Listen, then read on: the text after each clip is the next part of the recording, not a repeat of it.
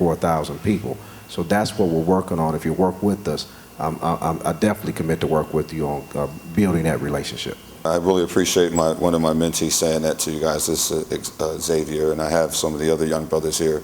We represent an organization called Detroit Impacts Mentoring, which stands for Intelligent, Motivated, Positive Attitudes Changing the Statistics. And that's because a long time in my life I believed that I was just a statistic. Hell, I was a crackhead, thief, shoplifting, going in and out of jail, in and out of prison. My family began to believe that I liked it there or something, that maybe it was something that was more important than over here. And I just thank God for my 13 years in prison that I served for shoplifting. I stole a pair of gym shoes and a set of bed sheets on my last sentence. And I've seen drug offenders and I've seen violent offenders go in and out of that place, in and out of that place. But one of the most essential things that I've been thinking about for my last 7 years of freedom is that this system is not just an attack on the ex-offender, but it seems to be an attack on my family, because my family is sick and tired of taking care of this grown person that's stuck in their attic in their basement that cannot contribute to the family. This person, they have to take him to see his PO, give him bus fare, take him to get, and even give him money to buy his own kids Pampers and milk. And I don't care how smart the panel may think you are, the audience, whoever we think we are with our bachelor's degrees and our master's degrees and our PhDs. And we may sit on benches and we may be the best lawyer in town. But if your education is telling you that ex-offenders like me can stay out of trouble without employment, then you probably need to go back to school. In prison, and I had the gall and the nerve to petition the city council to do this thing, but I thank God for other organizations and other individuals who heard the call and got behind this thing and brought us to where we are today. I got busy mentoring these young men and putting people to work, but there were some grassroots organizations and other individuals that saw the necessity to ban the box in our city, and they got behind it and they pushed it all the way to where we are today. So if there's any people in this room that did any of that, I want to thank you with all my heart, with all my soul, with all my might. Thank you so much, because I don't know how in the hell we expect for people to stay out of trouble without a job. We must put people to work. We must start here in the blackest city in America. We must show them how it's done. And thank you for this time. God bless you. Thank you. That's one of the topics we have left is the impact on economy, on felonies. You certainly touched on that. We're going to need to be very, very quick. I want to go through the final two questions with the panel very quickly and then go back to the audience. I may not call on everybody because there's just not time. Let's start. One of the questions is impact on funding for public education. There's $2 billion a year that corrections takes straight out of the general fund. That's 25% of the general fund. That's one reason we don't have enough money to pay for all the things that we need. Danielle, you work on this issue a lot. Break the budget down for us. Well, I mean, if you just take a snapshot and you look at the amount of money that it costs just to imprison one person. So if you look at the $35,000 that it takes to provide the shelter and the 3 meals a day, I think about 7,000 of that is health care, mental health care, correct? So if you look at the amount of money that it costs to educate a child, which is a little over $7,000, clearly that illustrates how upside down our legislative policies are. So this last budget was a perfect example of how backwards our policies are. So in the way that our legislator currently looks at the system, it's basically, again, and not to keep belaboring the point of these punitive policies, but I think it's really important for us to recognize when we look at this approach at the prison system, and we look at how we view people who are going through this system, and we've just heard 4 personal stories, all people who are very accountable, who are determined and dedicated to making their lives better and being successful. And we have a legislature and we have policies that are being set that say that that people who encounter the justice system or people who have committed crimes, there's something wrong with them. And one thing that I like to illustrate when we talk about the state's budget and we talk about the way that we look at the prison system is that if we were to look at farming or manufacturing, and a farmer has crops and half of those crops fail, If you're a doctor and a third of your patients die, if you're a manufacturer and 80% of your products are not successful, is that a problem with the manufacturer or the farmer or the doctor, or is that a problem with the system that's in place? So one thing that we're looking at when we look at the state budget is the imbalance and the way that we value these public structures that are keeping our people from being successful and keeping our people from having access to jobs, having access to mental health care. And I think that's key. Again, it's legislated. So I think that when we work with the media and we look at, there's so many components, but one of the things from my vantage point is there has to be legislation in place that enables us to invest in education, that enables us to invest in public structures that support job growth and support workforce development. Thank you. $35,000 a year on prison, $7,500 a year for school children. That says a lot. Chief Godbee, Barbara McQuade, you could use a little bit of that money that we're spending on prisons, even on the enforcement side, couldn't you? For community policing or whatever. Wouldn't that be a more effective way to spend the money? I'll start off unequivocally, yes. And the studies are just clear. Investments in Head Start, investments in prenatal care, all of these investments on the front end, if those dollars were diverted to, in those areas, mentoring, all of these proven methodologies that keep people from prison, even if I don't get it to put a police officer on the street, I would rather have it invested in that young person so that person never gets to a point of needing to be incarcerated or challenged meaningfully. So you're absolutely right. We definitely could use that money in a much more efficient way. Thanks, Jim. Yeah, I'll agree with that, and I'll give you a very specific example. You mentioned the 6 cities that are participating in the President's National Forum on Youth Violence Prevention. It's a wonderful program. Chief Godbee has been very active. The NAACP has participated in this, and the goal is to prevent kids from getting involved in down the path of criminal behavior so that we can avoid arresting them and prosecuting them and having them to go to prison. And there's some really wonderful programs that we've been working to implement here in Detroit. One is about safe routes to school, an alternative to expulsion, so kids who are expelled from the classroom out on the streets committing crimes, a ceasefire program that intervenes in violent activity, and a summer jobs program. They're all wonderful ideas, wonderful volunteers coming together, and you know how much money we've got to support that program? Zero. Because Congress is not funding prevention programs. But if we could take some of those funds and fund some of these wonderful ideas, I think we could be extremely effective in reducing that crime rate. Thank you. We're going to move to the last topic, and we'll give every panelist a chance to talk on this one, implications for the economy and employment. There are 1.4 million people in Michigan who have felonies on their records. That's 1 out of every 6 adults. And if you put misdemeanors on there, it goes to 1 out of every 4 adults has some kind of criminal record, which makes it very, very difficult to get any kind of jobs. You have restrictions on education, restrictions on housing. Most of those people haven't gone to prison, but they have felonies on their record. This is a huge, huge issue. When you come out of prison, you are really disabled from, and I just give these guys a lot of credit. The Department of Corrections likes to take credit for their lower recidivism rate under MPRI, but a lot of it is these guys just sucking it up and doing the work. They come out and they apply for dozens and dozens of jobs, get turned down. Their former associates are calling them on the phone, telling them to get back into the game, make some fast money selling drugs, and most of them turn it down. So it's a huge issue, and so let's talk it about a while.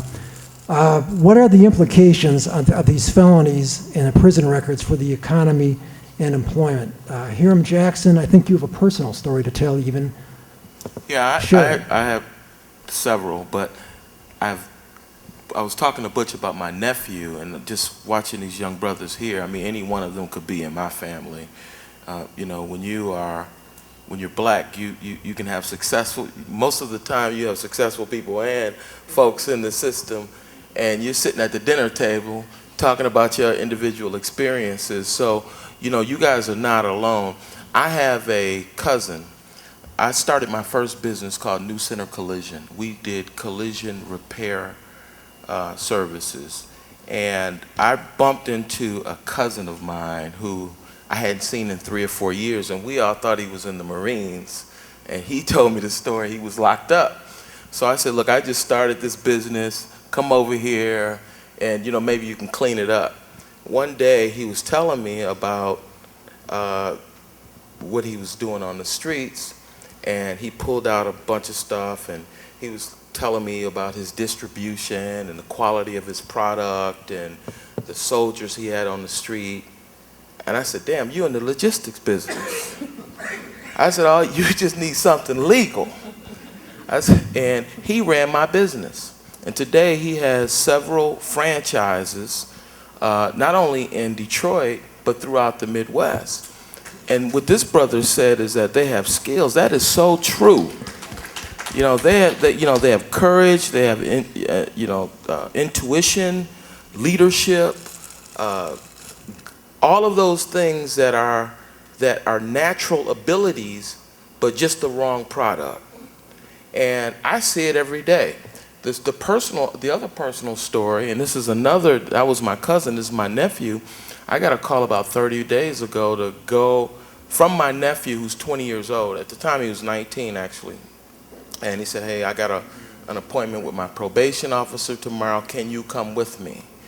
And I was out of town. I said, I can't be with you, but I'll catch up with you when I come back. Well, he didn't go to that meeting with his probation officer. I found out about it when I got back. And he subsequently got picked up on a loitering charge. But when he got locked up, they found out that there was a bench warrant because he skipped his meeting with his probation officer. So I went and got him out of jail, paid for him to get out. By the time that I got back home, I found out that he was transferred to another facility because he had this bench warrant. Long story short, he did 2 weeks in this jail, and he was gonna get 2 years. His mother was calling me, my sister calling me, please go out there. So I was sitting in the courtroom. He had no other family in the courtroom, and the judge was gonna give him 2 years, and his appointed lawyer asked me to stand up and speak on his behalf. So I stood up, and this is my nephew. I said, hey, this kid, I'm gonna stand up and make a commitment to be a part of the rest of his life, and that's all he needs is a chance. He has no GED, no driver's license, never had a job. I think he went through the 9th grade. When Butch came to visit me to talk about a separate matter, my nephew walked in the room, and thank God I was able to convince the judge to give me an opportunity, but he had to do 3 weekends in jail, and he's got to go back to report on his progress. But I hired him at the Michigan Chronicle in the warehouse, and he's taking papers and putting them in the vans. The point is that but for me being there at that moment, hiring him, he would never be able to get employment. He would be a kid that's looking for a way to make a quick dollar. And what John said, I'm not sure that I will be able to save him because it's not a permanent situation. I need to find a way to connect him with reality, because a lot of these kids are not connected with what is really going on out here. How to dress, how to speak, how to be on time. There are many things that we need to do to help these young people present themselves better. And it really starts early in the home. And that's why I was making a joke about many of us who have been successful have offenders in our family. And we know what they're doing. And instead of reaching across the table and grabbing them by the neck and say, hey, look, you come spend 3 days with me, I think what's happening is that we're becoming too comfortable with this kid being in jail. We laughing about it. He just did 2 years. He just did 6 weeks. And it's so common. And instead of being alarmed about it, many of us and this may not be the right thing to say, but many of our black families, it's becoming too accepting to us. Police stop and we're going to get mad at the chief for mishandling my kid, instead of saying, why the hell you over there anyway? Well, thank you, Mr. Jackson. That was great. No doubt, this is a very entrepreneurial generation. I don't know if it's the hip-hop culture where you kind of make your own lane, but the highest rate of attempts to open new businesses are recorded among young African-American men. Now, I don't know what the success rates are, but people want to start their own thing. I don't know if it's because they don't want to be controlled by others, or if it's, like I said, making their own lane, but this is a very entrepreneurial generation, and they have a lot of those skills on the street. In selling drugs, pushing weight, it takes a lot of those skills to succeed in business, and if we can channel them the right way. Keith, how do you get more of your young men that you're seeing coming out hooked up with doing it the right way instead of the wrong way, and can you talk a little bit about all the obstacles young people coming out of prison face in getting employment? Well, number one, there's a lot of stress going on in our community, and I'm sure that everybody sitting on this panel realizes that what's going on in our society is causing us more stress. If it's causing us more stress, think about what it's doing to them and their families, as John spoke. The stress on families now is just astronomical. And so the thing that we bring young people in and try to do is to get them to understand that let's think about the things that we can change.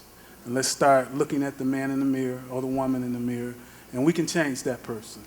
And with that change, let us go out as an organization and meet with employers. Let us try to advocate for you to make that bridge where you can. But I need you to work on yourself. I need you to work on your attitude. I need you to work on your spirit. And as I heard today, I need you to understand there's a greater power than you. And if you had the power, you wouldn't be in the position you're in now. So you need to find that greater power, which is in God. And then what we really need to do is to really look at, people need to understand it's not hard sometimes to get a job, but you got to keep a job. And so when our young men and women look down the street now, they're not seeing people go to work. They're not seeing people go to work on time.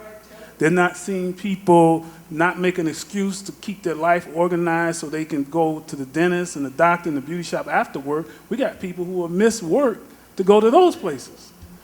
So we have to help them organize their lives because that's not what they see. And so the ones that are sitting on the panel and in the audience, we need to model different things now. And we need to show them that we can be on time. And the one thing that I often tell people is treat these young men and women like they're your own kids. Mm-hmm.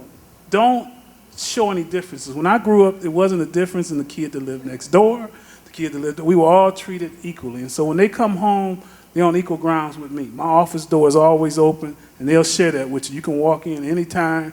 You get my undivided attention, because that's what my son got, my undivided attention. That's what my daughter got, my undivided attention. And we need to look at the issues that they're facing today with undividedness, that we need to understand that if we can't change their lives, we're not going to be able to change our own.